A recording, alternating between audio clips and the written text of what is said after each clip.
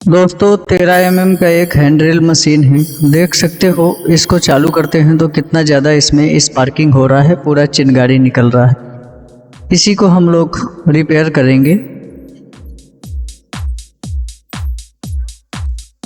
3 यहाँ पर हैंडल की साइड में पीछे की साइड जो है स्क्रू लगे रहते हैं, यहाँ से इसको खोलेंगे।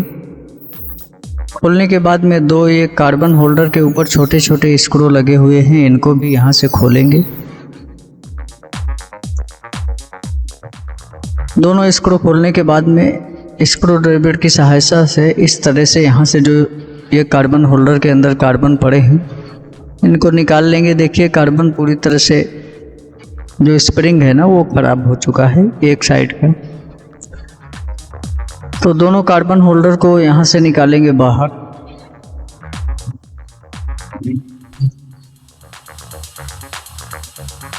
यहाँ से देखिए इसका यहाँ पर हमारा कार्बन लगता है कम्यूटेटर एरिया पूरा खराब हो चुका है, डैमेज हो चुका है।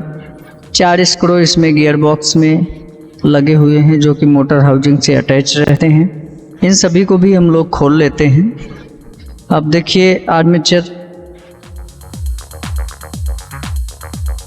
इसका निकालेंगे यहाँ से बाहर। यहाँ से पीछे से हल्का सा स्क्रू ड्राइवर की सहायता से आगे की साइड में खींचेंगे तो ये आर्मेचर निकल चुका है और आर्मेचर पूरी तरह से खराब हो चुका है। सामने हम एक नया आर्मेचर ले लेते हैं। आर्मेचर का मॉडल नंबर आप DU10 बोल सकते हो। अगर पावर टूल्स की शॉप में आप खरीदने के लिए जाते हो तो आपको DU10 मॉडल का आर्मेचर ले लेना है। पीछे की साइड यहाँ पर 608 नंबर का बेरिंग लगा है। इसमें दोनों साइड में ही 608 नंबर के बेरिंग लगते हैं। ऊपर की साइड का बेरिंग तो अंदर ही रह गया है गियर बॉक्स वाले भाग में। ये बेरिंग हल्का सा थोड़ी डिस्टर्ब कर रहा है, लेकिन अभी कस्टमर ने मेरे को खाली आर्मेचर डालने के लिए ही बोला हुआ है, तो मैं अभी बेरिंग फ़िलहाल में यही पुराना डाल देता हूँ। कस्टमर आएगा तो उसको खोल करके मैं थोड़ी बताऊँगा बाद में कि ये जो बेरिंग है ये थोड़ी ख़राब हो रहे हैं। देखिए कुछ गियर जो इसके रहते हैं वो इस तरह से रहते हैं, अंदर का जो इसका पोजीशन रहता है।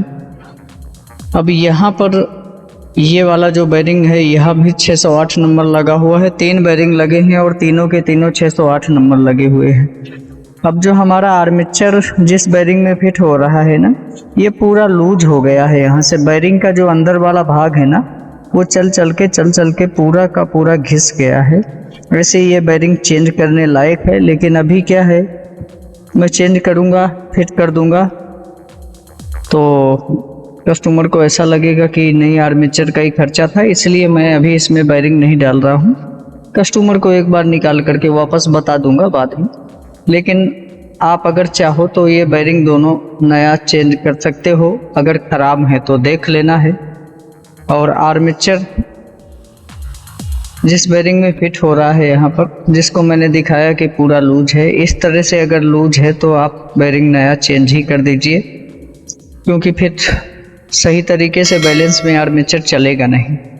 तो इस तरह से जो हमने है ना ये इसको आर्मेचर को फिट कर दिया है। फिर इसके बाद में ये जो चारों स्क्रू लगे हुए हैं, इन चारों स्क्रू को हम वापस से फिट कर देंगे। तो ये चारों स्क्रू को हमने कर दिया है फिट। चलिए हम यहाँ से इसमें कार्बन डालेंगे। वायरों को यहाँ से अच्छी तरह से सेट कर देते हैं जिस जगह पर रहना चाहिए वायरों को।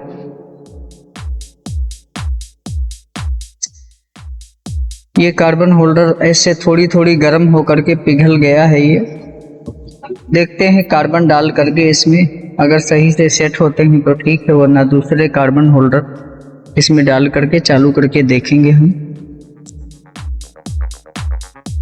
तो यहाँ से देखिए मैं कार्बन डाल रहा हूँ तो इसके अंदर फिट हो जा रहा है। टाइट नहीं पड़ना चाहिए कार्बन, हमेशा ही लूज रहना चाहिए इसके अंदर। तो ये जो एक साइड का कार्बन होल्डर है ये तो पूरा पिघल गया है अंदर से गर्म होने के बाद में। इसमें थोड़ी ठीक है, लेकिन अब कार्बन होल्डर हम इसमें दोनों चेंज कर देते हैं। मैं दूसरे कार्बन होल्डर नए ले लिया हूँ DU10 मॉडल के ही। आप बोल करके मार्केट में अगर ये होल्डर भी आर्मेचर ख़राब होता है तो वहाँ पर स्पार्किंग होता है। स्पार्किंग होने की वजह से ये कार्बन होल्डर पिघल जाया करते हैं और कार्बन कभी भी इसके अंदर टाइट नहीं रहना चाहिए। स्प्रिंग है ना वो, इसीलिए प्रेशर बनाने के लिए आर्मेचर के ऊपर टच होता है कार्बन। इस तरह से जो कार्बन है ना, देखिए बिल्कुल आराम से चले जाना चाहिए और लूज पड़ना चाहिए, ताकि हम उंगली से अगर दबाएं कार्बन को तो ऊपर नीचे होना चाहिए। ठीक है, तो इस तरह से जो एक साइड का कार्बन और कार्बन होल्डर है उसको हमने सेट कर दिया है। दूसरी साइड में भी कार्बन होल्डर लगा देते हैं इस तरह से यहाँ से।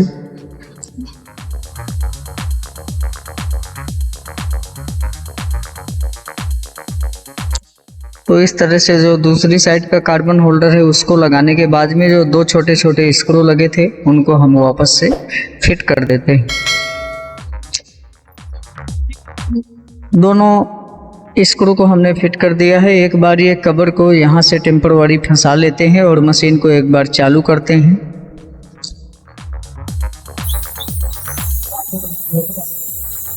तो ये देख सकते हो कि अब स्पार्किंग वगैरह बिल्कुल भी नहीं है और ये मशीन हमारा पूरी तरह से सही तरीके से काम कर रहा है। ठीक है, तो चलिए अभी जो 3 स्क्रू हैं इन तीनों स्क्रू को हम यहाँ से फिट कर देते हैं।